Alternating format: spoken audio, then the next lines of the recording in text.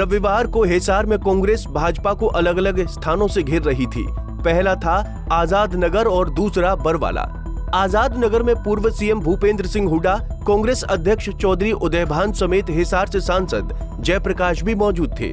वहीं दूसरी ओर सिरसा की सांसद कुमारी सैलजा बरवाला की नई अनाज मंडी में कार्यक्रम में सम्मिलित होने पहुंची।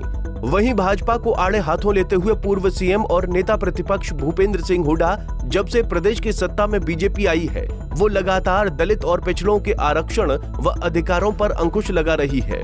भाजपा पार्टी पूरी तरह एससी और ओबीसी विरोधी मानसिकता से प्रताड़ित है। वहीं विधानसभा को लेकर आने वाले घोषणा पत्र को लेकर उनका कहना था कि कांग्रेस की सरकार आने पर कई तरह की सुविधाएं दी जाएंगी, जिसमें पेंशन, नौकरियां एक हैं। जो समाज को रास्ता दिखा देते हैं, उनका दिखाया हुआ रास्ता आज पूरा समाज उनसे प्रेरणा लेता है।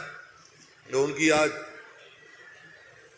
जयंती है, इस बात की मैं आप सबको बधाई देता हूँ।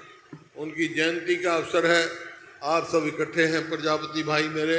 इस बात की मैं जितने भी साथियों ने इसमें काम किया, श्रवण कुमार जी हैं, भाई हमारे उड़ेला जी हैं, और भी साथी हैं, सब मैं उनको हार्दिक बधाई देता हूं और आप सबका भी धन्यवाद करता हूं। बातें तो मेरे से पहले बोलने वाले सभी साथियों ने कह दी, अध्यक्ष जी ने तफसील में बता दी, इसलिए मैं अपने आप बात रखूंगा सीमित। हरियाणा के विकास की बात करूं पहले, उससे पहले बैकवर्ड क्लासेस की। भाई एक बात सिद्ध हो गई है, प्रत्यक्ष को प्रमाण की जरूरत नहीं हुआ करती। जब जब अति बैकवर्ड क्लास कांग्रेस से परे गया है, कांग्रेस सत्ता से बाहर गई है, और जब जब कांग्रेस सत्ता से बाहर गई है, सबसे ज्यादा अत्याचार बैकवर्ड क्लास पे हुआ है। सारी स्कीम बंद कर दी गई। जैसे हमने अपने समय में 100-100 गज के प्लॉट की स्कीम चलाई थी दलित और बैकवर्ड क्लासेस के लिए, इस सरकार ने आते हुए बंद कर दी। 10 लाख 200-200 लीटर की टंकी या टूटी हमने दी, इनने वो स्कीम बंद कर दी। हमने बच्चों के स्कॉलरशिप की एससी और बीसी के बच्चों का पहली जमात से वजीफा देने की स्कीम बनाई, वो इन्होंने उसमें घोटाला कर दिया। और फिर नौकरी में हमने बैकलॉग पूरे करने के काम किए, प्रयास पूरा किया। सरकारी नौकरियों में इन्होंने आते ही कौशल रोजगार निगम बना दिया। इसका मतलब क्या है? ना तो उसमें मेरिट है, ना रिजर्वेशन है, ना पक्की है वो ठेके की नौकरी। जैसे लेबर चौक में होती है ना, आज के लिए ठेका पे आ जाओ भाई, ऐसे मतलब हमारे युवाओं के साथ खिलवाड़ करी जा रही है। उसका नतीजा ये हुआ कि बैकवर्ड क्लासेस का बैकलॉग इतना हो गया है। इनका मकसद यही था कि कोई रिजर्वेशन ना करो, बैकवर्ड क्लास और दलित को नौकरी मत दो, नहीं दिए, वंचित रह गए वो। वैसे तो हमारा घोषणा पत्र तैयार हो रहा है, उसमें सब अब मुद्दे लेंगे जो आपने मांगे रखी हैं, इसमें भी हम एग्जामिन करके जो भी है वो मांगे उनमें सम्मिलित करेंगे, और करते भी रही है कांग्रेस पार्टी। लेकिन 5-7 मोटे मोटे फैसले हमने किए हैं जो हम कर चुके हैं, जो हम कह चुके हैं कांग्रेस आएगी तो वो करेगी। बाकी और भी है जो घोषणा पत्र में किया जाएंगे।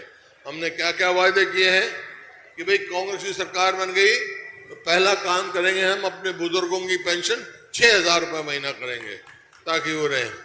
और जो महंगाई जो है, जो प्रदेश 2014 में प्रति व्यक्ति आय में, निवेश में, कानून व्यवस्था में, खेल खिलाड़ियों में, नौकरी देने में नंबर 1 था, आज किस चीज में नंबर 1 है हमारा प्रदेश? बेरोजगारी में, महंगाई में, अपराध में। देख लो आप। तो ये महंगाई का एक कारण बिजली है, तो भाई 300 यूनिट हम बिजली फ्री देंगे ताकि महंगाई का बोझ करे। खिलाड़ियों के लिए पदक लाओ, पद पाओ, क्योंकि खिलाड़ियों की बिरान माटी कर रखी इन्होंने। देखो ना, हमारी पहलवान बेटियां जिन्होंने हरियाणा का नाम दुनिया में कमाया, जंतर मंतर के साथ में क्या सलूक हुआ गया, घसीटी गई वहां पर, आज तक भी न्याय नहीं मिला उनको। तो हम वही अपनी खेल नीति शुरू करेंगे।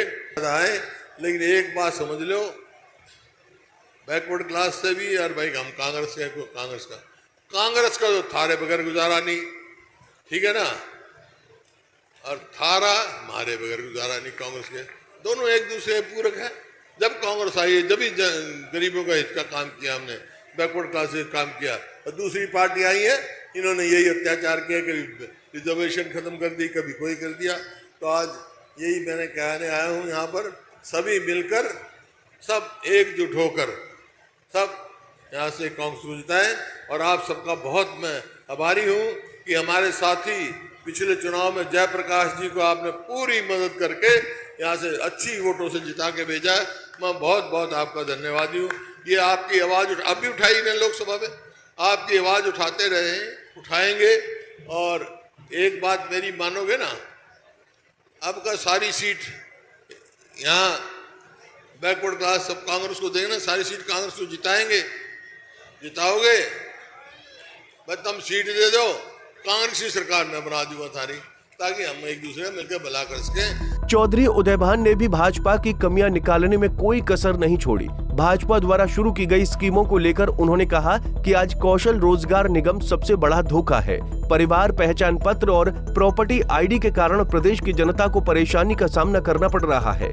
अब 2 महीने में कैसे ठीक करेंगे? जाति के आधार पर भाजपा बांटने का प्रयास करती है। बड़े बोल कहते हुए उन्होंने तो ये तक कह दिया कि भारतीय जनता पार्टी नहीं बल्कि भारतीय जलाओ पार्टी है। जब 2 महीने चुनाव रह गए हैं तो जो 10 साल पहले काम था, जो हुड्डा साहब के जो 10 साल पहले का जो 8 लाख का था, वो अब 8 लाख किया है कि जब 2 महीने रह गए हैं। इनको यह भी बताना चाहिए कि उन्होंने कितनी नौकरियां दी। कौशल विकास रोजगार निगम सबसे बड़ा धोखा है इस प्रदेश के गरीब से, दलित से, पिछड़े के साथ। उसमें कोई रिजर्वेशन नहीं, कोई मेरिट नहीं, कोई तनख्वाह आधी पर ठेकेदारी सरकार बन गई थी। वो सबसे बड़ा धोखा कौशल विकास रोजगार निगम के माध्यम से किया। अब ये कहते हैं मुख्यमंत्री कि परिवार पहचान पत्र और प्रॉपर्टी आईडी में गलतियां थी। मैं पूछना चाहता हूं इस सरकार से कि इनको माफी मांगना चाहिए। पहले बताएं कि परिवार पहचान पत्र प्रॉपर्टी आईडी में जब सारा विपक्ष कांग्रेस जन जगह जगह चिल्ला के कह रहा था कि 1-1 किलोमीटर की लंबी लाइनें लगी हुई थी, ये परिवार पहचान पत्र परमानेंट परेशानी पत्र बनकर रह गया था। अगस्त 2020 में इन्होंने लागू की थी, अब तक वो ठीक क्यों नहीं हुई? ये 2 महीने में ठीक कैसे हो जाएगी? ये अपने कान में तेल डाल करके सोए हुए थे। हम चिल्ला रहे थे, मीडिया चिल्ला रहा था, अखबारों में बड़े बड़े कॉलम लिखे जा रहे थे, तब इनको परिवार पहचान पत्र प्रॉपर्टी आईडी की गलतियां नहीं मिली।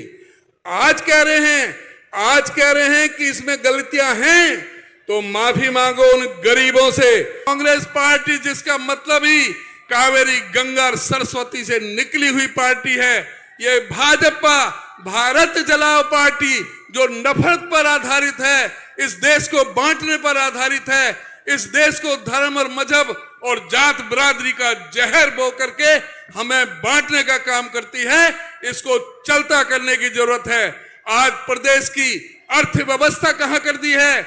आज बताएं कि जब इनको सत्ता सौंपी थी हुड्डा साहब ने, जब 70,000 करोड़ का कर्जा था, आज 4,51,892 करोड़ का कर्जा इस प्रदेश पर कैसे हो गया? आज कोई बच्चा अपनी मां के पेट से जन्म ले रहा है तो 1,62,300 रुपए का कर्जा लेकर के पैदा हो रहा है। इस स्थिति को बदलना है, कांग्रेस पार्टी की सरकार लानी है। खैर, सभी पार्टियों ने अब अपने अपने वोट बैंक को साधने के लिए जनता के बीच उतरना शुरू कर दिया है। प्रदेश में 2.5 महीने बाद ही विधानसभा चुनाव होने हैं। ऐसे में कोई भी नेता अपनी तरफ से कोई कमी नहीं छोड़ना चाहता। हिसार से विनोद सैनी, पंजाब केसरी टीवी। हमसे जुड़े रहने के लिए हमारे YouTube चैनल को सब्सक्राइब करें और नई वीडियो की नोटिफिकेशन के लिए बेल आइकॉन को दबाएं। अगर आप ये वीडियो Facebook पर देख रहे हैं तो लाइक जरूर करें और ज्यादा से ज्यादा शेयर करें। धन्यवाद।